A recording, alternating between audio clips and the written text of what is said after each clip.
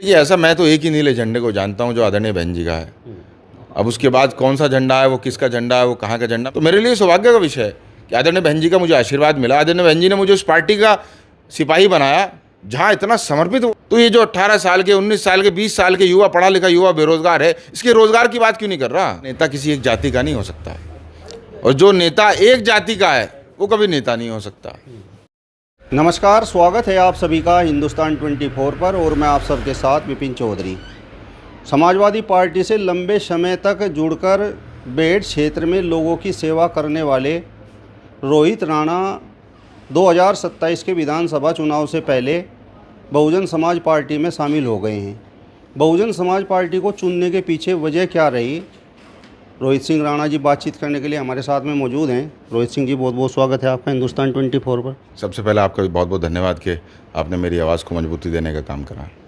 बस मैं आपसे यही जानना चाहता हूं कि लंबे समय तक आप समाजवादी पार्टी के साथ जुड़े रहे, तो समाजवादी पार्टी को छोड़ने के पीछे वजह क्या रही? देखिए, ऐसा है कि आपने अपना वो बेशकीमती समय, जो समय आपको अपने भविष्य निर्माण में लगाना चाहिए था, उस समय का उपयोग मैंने, चाहे उस दल के लिए हो, चाहे उस दल के लोगों के लिए हो, उनके चुनावों के लिए हो, तो बहुत संघर्ष से उन लोगों को सींचने का काम करा। लेकिन सबसे बड़ी दिक्कत वहाँ ये है कि अगर आपको वहाँ संघर्ष के बाद, क्योंकि जब आप संघर्ष करते हो तो हर आदमी चुनाव लड़ना चाहता है, तो वहाँ चुनाव लड़ने का पैमाना ये है कि आपको अपनी शादियाँ ऐसे परिवारों में करनी पड़ेंगी जो आपको अपने नाम की बदौलत टिकट दिला सकें। तो साहब, मेरी तो शादी भी हो चुकी, तो साहब मैं कोई दूसरी शादी तो कर नहीं सकता। तो अगर किसी दल का टिकट देने का पैमाना सिर्फ बड़े बड़े आदमी हैं, तो उस दल में राजनीति करना मुझे लगता है बेवकूफ़ी है। इसलिए ऐसे दलों से आप ना जुड़ो तो ज़्यादा बेहतर है। 2022 के विधानसभा चुनाव में और उससे कुछ समय पहले हम आपको देखते थे, आप लगातार जो समाजवादी पार्टी के बड़े नेता हैं आशू मलिक, उनके इर्द गिर्द घूमते रहते थे। तो क्या आशू मलिक ने भी आपकी इच्छाओं के सामने हाथ खड़े कर दिए? 2022 के चुनाव में जब ये लोग आए, इन लोगों ने हमसे कहा कि नहीं साहब, हमारी मदद करिए, हम लोग चुनाव लड़ना चाहते हैं। तो जिस वक्त कोई साथ देने के लिए तैयार नहीं था, उस वक्त मैंने वो साथ दिया कि जिस वक्त लोग भारतीय जनता पार्टी को छोड़ने के लिए तैयार नहीं थे उस सरकार के समय में, उस वक्त मैंने लोगों को पार्टी की सदस्यता ग्रहण कराने का काम करा। तो आज मैं सिर्फ इतना ही कह सकता हूँ, क्योंकि मैं किसी की आलोचना नहीं करना चाहता। मैंने जीवन में किसी की आलोचना नहीं करी। मैंने दोस्ती निभाई, सबसे दोस्ती निभाई। अब वो सामने वाले के ऊपर है, वो दोस्ती में क्या करना चाहता। मैं किसी की आलोचना नहीं करना चाहता। सभा में आपको टिकट के लिए ना थी? अब ये तो वही लोग बता सकते हैं आपको, क्योंकि आपको शायद जानकारी, लेकिन पिछले 3-3.5 वर्षों से मैंने आज़ाद के रूप में संघर्ष करा, तैयारी करी। तो उस दल की क्या बात करनी जो 3 साल पहले छोड़ दिया। नहीं, आपको लग रहा था कि भाई वहाँ आपको टिकट नहीं मिलेगा? मैंने आपसे क्या कहा कि वहाँ उस दल में टिकट करने के लिए आपको किसी बड़े आदमियों की यहाँ शादियाँ करनी पड़ेंगी, इसके अलावा कोई पैमाना नहीं है। संघर्ष के वहाँ लोग हैं नहीं। जब सरकार ने उस पार्टी के वोट बैंक पे लठ बजाया, उनमें से बताओ, उनमें आपने जिनके नाम लिए तो कौन सा गली के चौराहे पे खड़ा होकर पुलिस से लड़ने का काम करा? कोई एक आया? आप ही बताओ, कोई आपके पास कोई पिछले 5 वर्षों में एक भी वीडियो हो ये जी कहा जहाँ पुलिस का लठ साइकिल के निशान के नेताओं के पास हो? आप बताओ। आदरणीय नेताजी का समय था, लोग संघर्ष करते थे। आदरणीय नेताजी ने बहुत अच्छी पार्टी का निर्माण करा, उन्होंने बहुत संघर्ष करवाया। लेकिन मैं ये पूछना चाह रहा हूँ कि अभी कोई ऐसा नेता आपको मिला कि पुलिस ने कोई लठबाजी करी हो, कोई लाठीचार्ज कराओ? और समाजवादी पार्टी का कोई ऐसा पिछले 5-7 वर्षों में हमारे जिले का कोई ऐसा नेताजी की कमर पर निशान हो, आपको मिला हो, कहीं लठ का निशान मिला हो कि साहब मेरी कमर पर लठ का निशान है? आपने वोट तो इस नाम पर लिया कि अगर सरकार ने लठ बजाया तो हम अपनी कमर आगे करेंगे, लेकिन जब उस पुलिस ने लठ चलाया तो आपने कमर नहीं वहाँ हटाई, आपने तो अपनी फॉर्च्यूनर आगे कर दी। कहने साहब, हमारी जो लठ है फॉर्च्यूनर बजाओ, क्योंकि आपने वोट की ताकत से ही फॉर्च्यूनर और ज़मीनें लेने का काम करा। तो मेरा सवाल इस बात का है कि हमने वोट दी थी आपको इसलिए कि आप हमारा भविष्य निर्माण करोगे, लेकिन आपने निर्माण करा फॉर्च्यूनर का, ज़मीनों का, फार्मों का, घरों का। तो साहब, मैं यहाँ संघर्ष करने के लिए आया था, संघर्ष करना जानता हूँ, संघर्ष करना चाहता हूँ, अपने लोगों के जीवन में बदलाव लाना चाहता हूँ। मैं ऐसा जीवन जी लिया, मैं बाहर रहा, जो जिस जीवन में जो राजनीतिक ताकत से जो इन्होंने घर लिए, इन्होंने गाड़ियाँ ली, तो मैंने अपने संघर्ष की बदौलत मैंने बाहर रह के जो कमाई करी, मैंने घर, गाड़ियाँ सब बना ली, बहुत पहले बना ली। तो मेरे लिए गाड़ियाँ और घर विषय नहीं है। मेरे लिए विषय ये है कि जो मैं करने आया हूँ, जो मैं लोगों के लिए अपना यहाँ खिदमत करने आया, सेवा करने आया हूँ, वो जीवन मैंने 7 साल से जिया और तमाम जीवन अपने अंतिम सांस तक लोगों की लड़ाई लड़ता रहूँगा। बहुजन समाज पार्टी का पिछले कुछ चुनाव का रिजल्ट आपने ज़रूर देखा होगा। इसके बावजूद आपने बसपा ज्वाइन की, इसके पीछे वजह क्या रही? इसकी वजह सबसे बड़ी ये है कि आज जो सरकार में है, एक समय उसके पास सिर्फ 2 सांसद थे। आज जो सरकार में है, मैं दोबारा से इस बात को दोहरा रहा हूँ, उसके पास एक समय 2 सांसद थे। राजनीति में समय उतार चढ़ाव का चलता रहता है। इस पार्टी की अच्छाई है कि इसके पास आज तक इसके पास समर्पित वोटर वो किसी पार्टी के पास नहीं है। हर पार्टी इस बात के लिए चिंतित है कि साहब मेरा वोटर कहीं भाग ना जाए, लेकिन आप भी ये बात जानते हैं कि इस पार्टी के पास इतना समर्पित वोटर है कि जहाँ उसने नीला झंडा देख लिया, अपना वोट उस नीले झंडे को देगा। तो मेरे लिए सौभाग्य का विषय है कि आदरणीय बहन जी का मुझे आशीर्वाद मिला। आदरणीय बहन जी ने मुझे उस पार्टी का सिपाही बनाया जहाँ इतना समर्पित वोटर है, और मेरी विधानसभा में 65 से 70 हज़ार वोट है। तो मुझे तो सिर्फ थोड़ा सा संघर्ष करके मैंने अपने संघर्ष से जो वोट कमाया उसका साथ देने की ज़रूरत है। जीत तो अपने आप निश्चित हो जाएगी। अब तो नीले झंडे भी 2 हैं, आज़ाद समाज पार्टी का भी तो है। देखिए, ऐसा मैं तो एक ही नीले झंडे को जानता हूँ जो आदरणीय बहन जी का है। अब उसके बाद कौन सा झंडा है, वो किसका झंडा है, वो कहाँ का झंडा, मैं किसी के बारे में बात नहीं करना चाहता, ना किसी की आलोचना करना चाहता, क्योंकि मैं मानता हूँ हमेशा राजनीति में आपको आलोचना नहीं करनी चाहिए, काम करना चाहिए। आप अपने काम की बदौलत जनता को अपने प्रति मोहब्बत कराओ, किसी की आलोचना करके आपको मोहब्बत नहीं करवानी चाहिए। मेरा काम आलोचना नहीं कर रहे, हम तो आपको बता रहे हैं कि भाई झंडे अब 2 हैं। चंद्रशेखर आज़ाद के संघर्ष को भी आप देख रहे होंगे, उससे दलित समाज कैसे मुंह मोड़ सकता है? देखिए, मैंने आपसे क्या कहा, मैं उस नीले झंडे को जानता हूँ जो आदरणीय बहन जी ने मुझे दिया, और इस नीले झंडे को लेकर जब मैं गांव की उस समाज में जाता हूँ तो बड़ी मोहब्बत से, कल मैं जब आया तो बीच में मेरा स्वागत हुआ, माजरी में हुआ, खुजनावर में हुआ। आप ही समझिए 60-70 वर्षों की हमारी जो बुजुर्ग महिलाएं, जो मेरी माताएं हैं, उन्होंने मुझे गले से लगा लिया और गले से ले कहा, कहने लगे नहीं अब तुम चिंता मत करना, आदरणीय बहन जी ने तुम्हें भेजा और हम तुम्हारा साथ देने का काम करेंगे। इसकी वीडियो आप देख लेना कल मेरे स्वागत की। तो आज भी इस पार्टी के पास ऐसा समर्पित वोटर है जो किसी दल के पास नहीं है। तो मुझे और क्या चाहिए भाई? राजनीति में हर आदमी ऐसे समर्पित साथी को तो ढूंढता है। मेरा सौभाग्य है कि आदरणीय बहन जी ने मुझे ऐसे समर्पित वोटर दिया है। मतलब आपको लगता है कि दलित समाज का जो वोट है वो बहन जी के साथ है, चंद्रशेखर आज़ाद के साथ नहीं है? आप इस बात का जवाब दो, आप पत्रकारों के पिछले विधानसभा चुनाव में कितना वोट मिला? आप इस बात का जवाब दो, आप बुद्धिजीवी पत्रकार हैं, कि पिछली विधानसभा चुनाव में वोट किसे मिला? आप इस बात का स्वयं जवाब दे दोगे, और जो आप जवाब दोगे उसी जवाब को मैं मान लूँगा। आप कहोगे नहीं बहन जी को मिला, तो मैं कहूँगा बहन जी को मिला। नहीं, मायावती जी तो राजनीति में स्थापित हैं, लेकिन चंद्रशेखर तो अभी 4-5 साल से संघर्ष। आप इतने बुद्धिजीवी पत्रकार, मैं जानता हूँ आपकी पत्रकारिता को।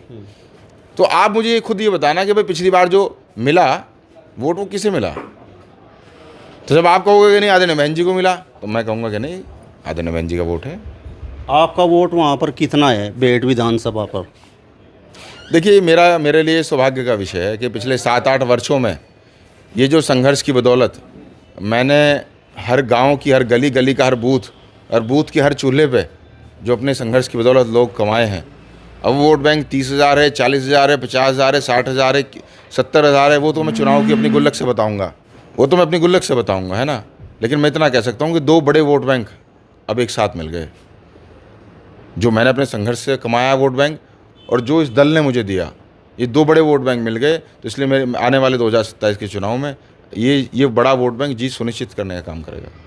मैं आपसे ये जानना चाहता हूँ कि कोई भी राजनीतिक दल किसी भी व्यक्ति को टिकट जातीय समीकरण पर देता है, तो आपकी जाति है ठाकुर राजपूत, तो आपकी जाति का वहाँ पर कितना वोट है? देखिए, ये बड़ा दुर्भाग्य है आज के दौर में कि सब पत्रकार बंधु और राजनीतिक दल जातियों को ढूंढने लगे। लेकिन मेरा ये मानना है कि नेता जो आदमी राजनीति में आ गया वो सबका है। तो मैंने पिछले 7 वर्षों से अपने संघर्ष की बदौलत मेरे विधानसभा में जिस जाति के यहाँ कोई नहीं गया, जैसे हमारे यहाँ चलन था, कहने लगे साहब ये समाजवादी पार्टी के नेता हैं मुस्लिमों में जाएंगे, कहने लगे भारतीय जनता पार्टी के नेता हैं हिंदुओं में जाएंगे, तो मैं अकेला ऐसा आदमी हूँ जिसने सुबह अगर जनाजे को कंधा दिया तो शाम को अर्थी को कंधा दिया। नहीं, आप थोड़ी देर पहले कह रहे थे कि भाई बेट विधानसभा पर ठाकुर, दलित और मुस्लिम गठजोड़ बनेगा। मैंने नहीं कहा, किसी साथी ने कोई सवाल पूछा, उस सवाल का जवाब मैंने दिया कि वहाँ का समीकरण इतना अच्छा समीकरण है कि वहाँ प्रत्येक जाति मेरे साथ है। और जब प्रत्येक जाति मेरे साथ है तो मेरे लिए कोई चिंता का विषय नहीं है। भाजपा के मुकाबले राजपूत समाज का आपको कितना वोट मिल सकता है? मैं तो आपसे बड़ी उम्मीद से कहना चाहता हूँ, आप किसी नेता को किसी जाति में नहीं बांध सकते। और यही तो भारतीय जनता पार्टी कर रही है, यही तो समाजवादी पार्टी कर रही है। कहने साहब ये आप भारतीय जनता पार्टी क्या कर रही है? कहने साहब ये आप 5 मुस्लिमों का गाँव देख रहे, अगर आपने भारतीय जनता पार्टी को वोट नहीं दिया तो आपको काट देंगे। समाजवादी पार्टी क्या कर रही है? कहने साहब आप ऐसे ये भगवा रंग वाले देख रहे हो, अगर आपने समाजवादी पार्टी को वोट ना दिया तो आपको ये काट देंगे। तो काटने की राजनीति चल रही है, काटने के अलावा और है इनके पास? कोई मंडी का जिक्र नहीं कर रहा, कोई फायर स्टेशन का जिक्र नहीं कर रहा, कोई इस बात का जिक्र नहीं कर रहा है कि बेहट विधानसभा में जिले में सबसे ज़्यादा अगर कोई एज ग्रुप युवाओं का है तो बेहट विधानसभा में। तो ये जो 18 साल के, 19 साल के, 20 साल के युवा, पढ़ा लिखा युवा बेरोजगार है, इसके रोजगार की बात क्यों नहीं कर रहा? सब क्यों वहाँ लखनऊ और दिल्ली वालों के चेहरे पे यहाँ वोट मांग रहे? कोई क्यों यहाँ काम की बात नहीं कर रहा? इसलिए मेरा आपसे भी आग्रह है कि आप भी एक अच्छा परिवेश तैयार करें, किसी भी नेता को जाति में ना बांधें। नेता सबका है।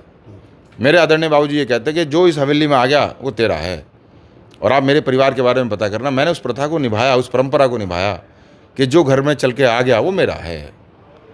उसकी ना कोई जाति है ना उसका कोई मजहब है। जो मेरे घर में चल के आ गया वो मेरा, मैं उसका साथ देने का काम करूँगा। अभी थोड़ी देर पहले आप बोल रहे थे कि भाई जो यादव समाज का वोट है वो सपा को छोड़कर, अखिलेश को छोड़कर भारतीय जनता पार्टी की तरफ शिफ्ट हो गया है।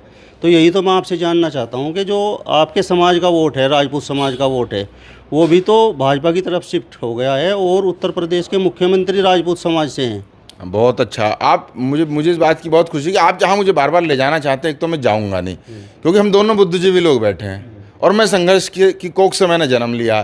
पहला तो सवाल आपने समाज की बात करी, तो समाजवादी पार्टी के जो 37 सांसद बने थे, ये किस समाज ने बनाया? आप इसका जवाब दो। पीडीए ने हैं? पीडीए ने। तो फिर आप उस समाज को इसमें इंक्लूड ही नहीं, जब आप उसमें इस समाज को इंक्लूड ही नहीं कर रहे तो समाज का सवाल मेरे से होना नहीं चाहिए। नहीं, समाज का सवाल मैं आपसे इसलिए कर रहा हूँ क्योंकि जब मैं यहाँ पर बैठा हुआ था आप बोल रहे थे कि भाई यादव समाज का जो वोट है वो समाजवादी पार्टी को और अखिलेश यादव को छोड़कर भाजपा की तरफ ट्रांसफर हो गया है। बहुत अच्छी आपने बात कही कि मेरे साथियों ने जो मुझसे सवाल करे मैंने उनका जवाब दिया, पहली बात। दूसरी बात, मैंने आपसे कहा कि नेता किसी एक जाति का नहीं हो सकता, और जो नेता एक जाति का है वो कभी नेता नहीं हो सकता। तो मैंने आप मेरे विधानसभा क्षेत्र में चले जाइए और पिछले 7-8 वर्षों की अगर आप मेरी सोशल मीडिया उठाएं, इकलौता मैं ऐसा आदमी हूं जो हर एक प्रत्येक जाति और मजहब के सुख में दुख में गया और उनका साथ देने का काम करा। चलिए, मैं आपसे जानना चाहता हूं कि समाजवादी पार्टी को छोड़कर मुस्लिम समाज बसपा के साथ क्यों जाए? बहुत अच्छा सवाल आपका ही है। मेरा ये मानना है कि आप जिसके साथ रहो, आप जिसके प्रति वफादारी दो, उसकी भी जिम्मेदारी बनती है वो आपकी लड़ाई लड़े। लेकिन मुझे दुख इस बात का कि मेरे विधानसभा क्षेत्र में जब रायपुर में बुलडोजर चला तो साइकिल के निशान का नेता नहीं वहाँ पहुँचा। मुझे इस बात की दुख है कि जब मेरे विधानसभा क्षेत्र के गांव के लोधीपुर का हमारा एक बच्चा शाहनवाज मलिक जब सऊदी अरब की जेल में बंद था और सिर्फ 2 लाख रुपए की हर्जाना ना देने की वजह से जेल में बंद था, तो साइकिल के निशान के किसी नेता ने उसकी मदद नहीं करी। अगर मेरे विधानसभा क्षेत्र में किसी की अगर भैंस मर गई ना और उसने इस बात का इंतजार करा कि समाजवादी पार्टी का नेता मेरी आके मदद करेगा, किसी ने मदद नहीं करी। लेकिन मैंने एक भाई के रूप में, एक साथी के रूप में, एक बेटे के रूप में जो मुझसे बना पिछले 7-8 वर्षों में, मैंने सबके लिए काम करा। मैंने ये कभी नहीं देखा कि ये फला जात का है, फला मजहब का है। मैं जाति प्रथा को, इस मजहब प्रथा को बंद करना चाहता हूँ। अब ये कैसे बंद होगी वो ईश्वर जानता है, लेकिन मैं अंतिम सांस तक इन जातियों की जो आपसी टकराव है और जो मेरे सारे नेता, जो पत्रकार बंधु जो सवाल जातियों का पूछते हैं, मैं इस प्रथा को बंद करने का काम कर रहा हूँ। अब मैं आपसे ये जानना चाहता हूँ कि आपकी मायावती जी से मुलाकात हुई है तो टिकट को लेकर कुछ बात हुई, मतलब टिकट कन्फर्म है या कुछ इफ बट है? देखिए, मैंने आपसे एक बात कहा, आदरणीय बहन जी की लीडरशिप में मैंने बहुजन समाज पार्टी को ज्वाइन करने का काम करा, एक कार्यकर्ता के रूप में ज्वाइन करने का काम करा। प्रत्येक कार्यकर्ता को टिकट मांगने का हक है। टिकट किसे देना किसे नहीं देना ये आदरणीय बहन जी का विवेक है। जिस दिन आदरणीय बहन जी मुझे आदेश देंगी मैं उस आदेश को मानने का काम करूँगा। जो आदेश मुझे वो देंगी, अब मैं उनका एक छोटा सा सिपाही हूँ, जो आदेश मुझे देंगी मैं उस आदेश को मानने का काम करूँगा। 2 पूर्व मंत्री और लाइन में बसपा में शामिल होना चाहते हैं और बेहट विधानसभा से वो चुनाव लड़ना चाहते हैं, ऐसी चर्चाएं लगातार सोशल मीडिया पर चल रही हैं, अगर उनमें से किसी एक का टिकट होता है तो आप बसपा में जमे रहेंगे या किसी और दल को तलाशने का काम करेंगे? देखिए, ऐसा है कि पत्रकार बंधु भविष्य की गर्भ में क्या है उसका सवाल करते हैं। मैं कहूँ कि साहब ऐसा है कि अब आने वाले समय में ऑस्ट्रेलिया इंग्लैंड की जगह आ जाएगा और इंग्लैंड ऑस्ट्रेलिया की जगह आ जाएगा, तो जब वो आवेगा तो उसका जवाब देंगे। अभी ऑस्ट्रेलिया भी अपनी जगह है और इंग्लैंड भी अपनी जगह है और हम भी अपनी जगह हैं और आप भी अपनी जगह हो, तो जो सब अपनी अपनी जगह बैठे हैं तो अपनी अपनी जगह बैठ कर जवाब दे रहे हैं। जब आप मेरी जगह आओगे, मैं आपकी जगह आऊँगा, तो मैं आप मेरे वाला जवाब दोगे, मैं आपके वाला जवाब दूंगा। अभी तो इमरान मसूद को जिस समय बसपा से निकाला गया और नोमान मसूद को बसपा से निकाला गया तो हमने उनका इंटरव्यू किया, तो उन्होंने बताया कि भाई इस पार्टी में तो किताबें खरीदनी पड़ती हैं और कपड़ा खरीदना पड़ता है मीटर में। उनका कहने का तात्पर्य ये था कि वहाँ पर पैसे के बिना कुछ नहीं होता। तो आपकी तो मायावती जी से मुलाकात हुई है, तो आपका कितना पैसा खर्च हुआ? देखिए, मैं जिन आदमी का आपने नाम लिया, मैं अगर तथ्य बताने में आऊँ तो बहुत कुछ बता सकता हूँ, अगर सवाल जवाब करने में आऊँ तो बहुत कुछ बता सकता हूँ, लेकिन मैंने आपसे कहा कि मुझे आदरणीय बहन जी ने आशीर्वाद दिया है, तो मैं अब किसी की आलोचना नहीं करूँगा, पहली बात। दूसरी बात कि जिस दल में वो आए थे उसी दल की बदौलत वो मेयर का चुनाव जीतने जा रहे थे। स्वयं उन्होंने कहा है, आप वीडियो उठा लो, कि साहब मैं बहुजन समाज पार्टी की बदौलत मैं मेयर के चुनाव में जीतने जा रहा था, लेकिन भारतीय जनता पार्टी ने मुझे अपनी ताकत से हरा दिया। तो इस बात को सच मान लूं या जो आपने कहा उस बात को सच मान लूं? पहले वो तय कर लेंगे उनकी क्या बात सच है। जिस दिन वो तय कर लेंगे तो मैं जवाब दूंगा। अगर पार्टी आप पर दांव लगाती है तो मतलब समीकरण किस तरीके से बनेंगे? देखिए, मैंने आपसे कहा कि मैं एक छोटा सा सिपाही हूँ, और सिपाही बन के मैंने बेड विधानसभा की हर गांव की हर गली के हर बूथ और बूथ के हर चूल्हे पे काम करा। मेरी विधानसभा का कोई ऐसा चूल्हा नहीं बचा जहाँ से वोट ना मैं लेके आऊँगा। मेरी आज आप याद रखना कि पहली बार भेंट विधानसभा का एक एक मतदाता, एक एक साथी, एक एक किसान, बेरोजगार चुनाव लड़ेगा, और पहली बार भेंट विधानसभा का एक एक मतदाता विधायक बनेगा। जो ये एक एक विधायक बनने की ये प्रथा है, इस प्रथा को मैं ख़त्म करने का काम करूंगा। जो विधायक ऊपर वाले ने अगर मुझे अवसर दिया और मैं विधायक बन के जो मुझे वो लेटर हेड मिलेगा, तो एक एक मतदाता को वो लेटर हेड देने का काम करूंगा। उनसे कहूँगा कि आज से आप विधायक बन के सदन के रूप में जाके और सेवा सब एक एक आदमी करने का काम करें। भाजपा की नीतियों के आप समर्थक हैं? बहुत अच्छा आपका सवाल है। मेरी जिस विधानसभा क्षेत्र में मैं रहता हूँ वहाँ सबसे ज़्यादा कोई अगर पेड़ लगता तो पॉपुलर है। वहाँ आज तक कोई मंडी नहीं बनी, तो आप बताओ मुझे समर्थक बनना चाहिए नहीं बनना चाहिए? सब कह रहे हैं कि साहब भेंट विधानसभा घाट क्षेत्र है, घाट क्षेत्र में आज तक कोई फायर स्टेशन नहीं। आप बताइए मुझे समर्थन करना चाहिए नहीं करना चाहिए? मेरी विधानसभा भेंट का युवा जिसने भगवानपुर को कमर्शियल हब बना दिया, जिसने देहरादून को कमर्शियल हब बना दिया, जिसने खिदराबाद को कमर्शियल हब बना दिया, लेकिन मेरे यहाँ कोई रोज़गार नहीं। आप बताओ मुझे समर्थन करना चाहिए नहीं करना चाहिए? अगर आप कहोगे समर्थन करना चाहिए तो मैं भी समर्थन करूँगा।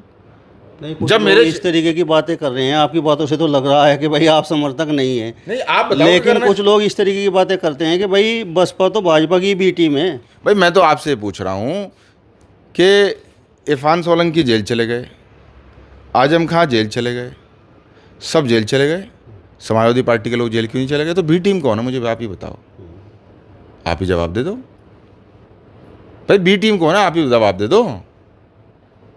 ये आजम खान तो समाजवादी पार्टी के नेता है ना। मैं आप समझे नहीं मेरी बात। तो आप भी ये उसी की भाषा का सवाल है। अब मैं ये कह रहा हूँ कि साहब चुन चुन के लोगों को जेल भेज दिया। मतलब आप चाहते हैं कि अखिलेश यादव भी जेल चले जाएं? मैं जेल जाने की बात नहीं कर रहा हूँ, मैं इस ABCDEFG का जवाब दे रहा हूँ। ये साहब बी को जेल भेज दो, सी को भेज दो, डी को भेज दो, ए को बचा के रखो। तो यहाँ साहब मैं तो सिर्फ इतना कहना चाह रहा हूँ ना, ABCDEFD इसे बंद कर दो। राजनीति को अच्छी राजनीति होनी चाहिए, एक ऐसे माहौल की राजनीति होनी चाहिए जहाँ काम की बात हो। कोई नेता काम की नहीं बात करता, कह रहा जी साहब फलां नेता के नाम पे वोट दे दो। काम की बात क्यों नहीं कर रहा? मैं ये कह रहा हूँ कि मैं जब विधानसभा चुनाव में जाऊँगा, बड़ी जिम्मेदारी के साथ आपको कह रहा हूँ कि जिस दिन विधानसभा चुनाव नज़दीक होगा उससे पहले बाकायदा प्रेस कॉन्फ्रेंस करूँगा, और बिना विधायक सांसद बने इस जिले के इतिहास में कोई आदमी है जो अपनी फाइल बना के तैयार करे बैठा, जो ये बताएगा कि साहब मैं फला मगरपुरे का पुल लेकर आया, फला साहब दबकोरे में स्कूल में पानी लेके आया, साहब डाडल में सड़क लेके आया। एक एक काम गिनवाऊंगा अपना। मैं ये कहना चाहता हूँ जो निर्वाचित हो गए उन्हें भी कहो कि अपने काम की कोई प्रेस कॉन्फ्रेंस करें, लेकिन मैं बिना विधायक सांसद बने अपने काम की फाइल आपके सामने जारी करूँगा। मैं चाहता हूँ कि काम पे चुनाव हो, जाति व्यवस्था पे चुनाव ना हो। चलिए, तो रोहित सिंह राणा जी को आपने सुना। फिलहाल इस वीडियो में बस इतना ही। अगली वीडियो में फिर आपसे मुलाकात होगी। तब तक बने रहिए हिंदुस्तान 24 के साथ। नमस्कार।